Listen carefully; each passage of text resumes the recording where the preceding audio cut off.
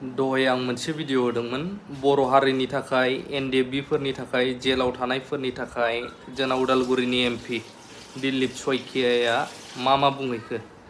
गोबाङा बुजिदों आरो गोबाङा बुजियाखैदां जायफ्रा बुजियाखै बिसोरो जोबोद मोजां बर' हारिनि थाखाय खोथा बुंनायनि थाखाय बुंदों मानो होनब्ला हिन्दी रावाव बुंदों बिथाङा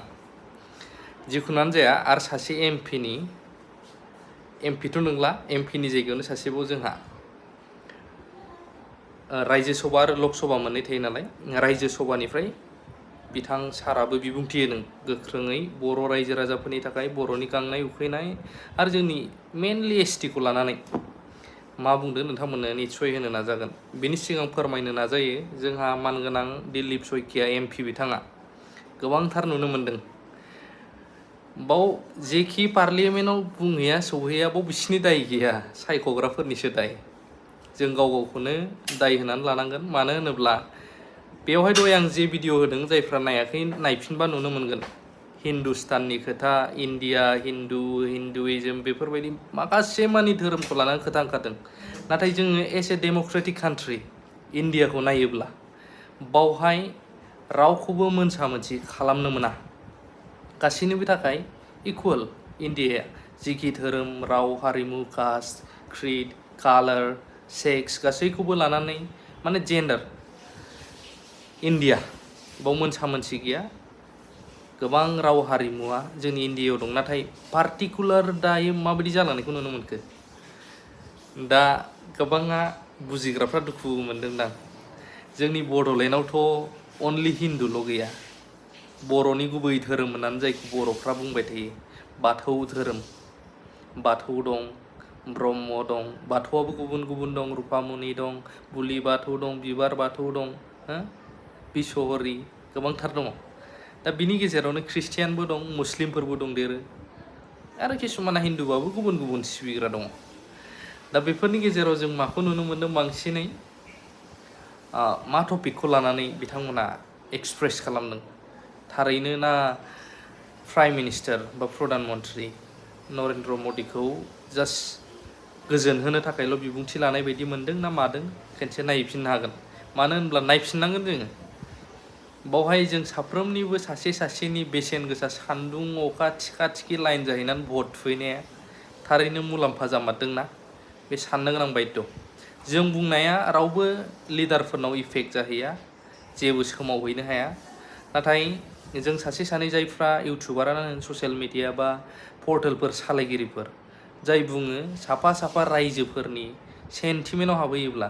रायजोआनोथ' राजा रायजोआनो सायख'ग्रा थ' बैफोरनो गोबां गोनांथार आरो बेसेन गोसा दा जिखुनुआनो जाया मानगोनां रोनगोरा जोंहा राज्यो सभानिफ्राय बिथां साराबो मा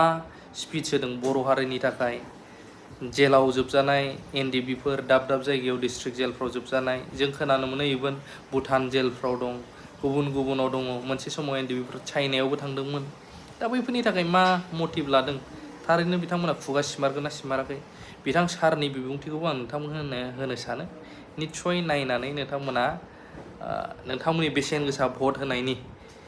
थारैनो बियो बेसेन गोसा माने आउटकाम माबा मोनसे मोजां जामारदों ना गाज्रि जामारदों नोंथांमोना कमेन्ट होनो हागोन देखायलांग्रोनो नाजायो I rise to say in support of motion of thanks, sir. Sir, the President's address in the joint sitting of both the Houses of Parliament can be called as visionary roadmap of Narendra Modi government for Viksit Bharat, carrying clear vision and direction for taking up the country to a new dimension. I express our deep appreciation and gratitude to the Honorable President of India, Srimati Draupadi Murmuji, for her humble address to the joint sitting of both the Houses of Parliament. Honorable Chair, I, on behalf of my party, United People's Party Liberal, would like to congratulate Honorable Prime Minister of India, Sri Narendra Modi ji, for his indomitable leadership, enabling him to assume third consecutive term as Prime Minister of India.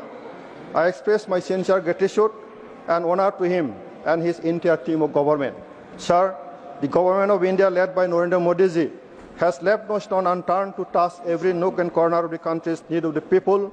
and the nation wanted Modi ji for a secure and developed Bharat, and that is why people of the country once again come out to take NDA government and Sri Narendra Modi ji as Prime Minister for third time for the great nation like Bharat. Sir, I must appreciate the Honorable Prime Minister Modi ji for his comprehensive and inclusive policy towards the development of northeastern region of the country, which are reflected in the President's address again. During the last 10 years government, Modi ji's policy to bring sustainable peace in the northeast and accelerate the development simultaneously has been the priority. And as a part of its priority, the third Boro Accord was signed in the year of 2020, through which Bodoland Territorial Region was created and the Bodo movement came to an end, and the peace has been prevailing nowadays in the region. The Peace Boro Accord has become torchbearer for resolving many disputes of Northeast region, prompting several militants and other organizations to join mainstream and come out with amicable agreement in the region. Sir, in Assam, under the dynamic leadership of Dr. Himanta Biswa Sharma, Honorable Chief Minister of Assam, outstanding development works have been undertaken with a view to build Assam as one of the 5th developed states in the nation.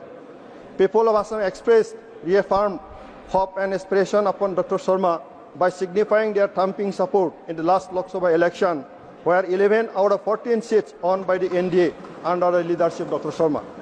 Sir, Bodoland Territorial Region was created under the provision of 6th Schedule to the Constitution of India, comprising near about 4 million people of various caste, creed and religion. The people of Bodoland, under the leadership of Sri Pramod Boro as Chief Executive Member, are living peacefully with harmony and integrity in the region after immediate accord. Please conclude. 30 seconds. Conclude. Sir, while supporting the motion of thanks, People's President address, I would like to call upon the Government of India to make it convenient to provide a little space for accomplishment of Boro Accord 2020 in the government's 100-day agenda. Sir, under the Hydrocarbon Vision 2030, Sri Rameswar Teli, the then MOS of Minister of Petroleum and Natural Gas, announced Government of India's decision to finance and support BGR Bongaigaon refinery expansion 2.7 to 5 metric ton million. Thank you. 17 November. Sir, Thank you. 30 seconds. तो नोंथांमोना नुबाय भिडिअखौ दा बिनि सायावबो फंबैसे बर' हारिनि थाखाय एसटिनि थाखाय एसटिखौ लानानै आरो धोरोमखौ लानानै मा खोथा ओंखारगोन नोंथांमोना मिथियो जोंहा मानगोनां दिफेन बर' साराबो खावलायदोंमोन बिथांमोनखौ देरहाहोनो थाखाय दा खावलायनाय बायदिनो देरहालांबाय बर'आ दायो मा मुलाम्फा जामारदों नोंथांमोना कमेन्ट होनो हागोन आरो मानगोनां प्रमद बर' साराबो निस्सय सिं सिं प्लान लागासिनो दं बड'लेण्डनि थाखाय फिन सोमावसारनो खोथा बुंनो माबा मोनसे जानो हागौ नाथाय जों मिथिया नाथाय सोर सोर आसा खालामो दासिमबो दिनैनि दिनाव थ' गोबां सानगासिनो दं आरो नोंथांमोननो नैबेखौनो शेयार खालामफैबाय इन्डियायावहाय माने धोरोमखौ लानानैसो पलिटिक्स खालामोबा बिराद दुखु गोनां आरो गाज्रि थासारि नुनो मोनसै आजिखालि जायफ्रा बिदि खालामोब्ला दा बिनि सायाव नोंथांमोना मा बुंनो सानो अन्नानै बिजिरनानै नोंथांमोननि कमेन्टखौ होनो हागोन लिडारफ्रा नायो दै कमेन्टखौ मानो होनब्ला आं बुजिथार दाख्लैबो आं बुंदों सासे लिडारा गावनि भिडिअ एसे गोरोन्थि जानायखौनो दाननो हरथाबथारदों दान हास'नानै होबाय आं ओमफ्राय बेबायदि जायो लिडारफ्रा चेक खालामो नालाय नोंथांमोननि बेसेन गोसा पार्टिखौ लानानै दुगा दाजा रावबो एसे बर' हारि हिसाबै हारिया बेसेबां जौगाबावगोन बेखौ लानानैसो बिबुंथिखौ हो लाभ